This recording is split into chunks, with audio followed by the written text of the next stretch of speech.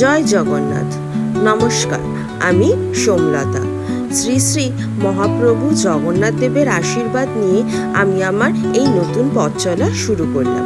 আমি তোমাদের সঙ্গে বেলঘরিয়া রথতলার রথযাত্রার কিছু সুন্দর মুহূর্ত তুলে ধরেছি। প্রথমেই আমি শ্রী জগন্নাথ দেবের সুন্দর রথটা তোমাদের সঙ্গে শেয়ার করলাম। দেখতেই পাচ্ছ যে কত সুন্দর ফুল দিয়ে সুন্দর করে রথগুলো সাজানো। দ্বিতীয়, আমি শ্রী মা সুভদ্রা দেবীর রথটি তোমাদের সঙ্গে শেয়ার করলাম। তৃতীয়, তোমাদের সঙ্গে বলরামী দেবের রথটি শেয়ার করছি। কত সুন্দর আলো দিয়েও সাজানো, চারপাশ যেন আলোয় ঝলমল করে ওঠে, আর প্রচুর লোকের সমাগম হয়। এই সমস্ত রথের সাথেও কিন্তু আমাদের রথতলার অতি প্রাচীন রথও কিন্তু এখনো চলে। তাই তোমরা যারা আসতে চাও তারা কিন্তু এই জায়গায় এসে ঘুরে যেতেই পারো। এই রথযাত্রাকে সঙ্গে রেখে এখানে কিন্তু বিশাল বড় মেলাও বসে। প্রচুর লোকের কিন্তু আগমন হয়।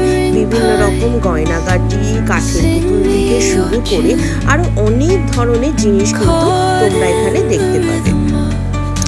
এখানে বিভিন্ন রকম মানুষে তাদের হাতের কাছে জিনিস নিয়ে বসে, মাথার ক্লিপ, মেয়েদের নিত্য প্রয়োজনীয় জিনিস এইসবও কিন্তু পাওয়া যায়। এছাড়া জিলিপি, পাঁপড় ভাজা এসবের দোকান তো প্রচুর আছে। তোমরা চাইলে একবার কিন্তু এই মেলাটা ঘুরেও যেতে পারো। 8ই জুন পর্যন্ত কিন্তু এই মেলাটা কন্টিনিউ হবে। আমি এখানে রাস্তার ধারের মেলাগুলো তোমাদেরকে দেখিয়েছি। এছাড়াও একটি মাঠ আছে, সেই মাঠেও কিন্তু বিশাল বড় করে মেলা বসে। এখানে কিন্তু তোমরা দেখতেও পাবে ঘর সাজানোর জন্য খুব সুন্দর সুন্দর মূর্তিও এসেছে।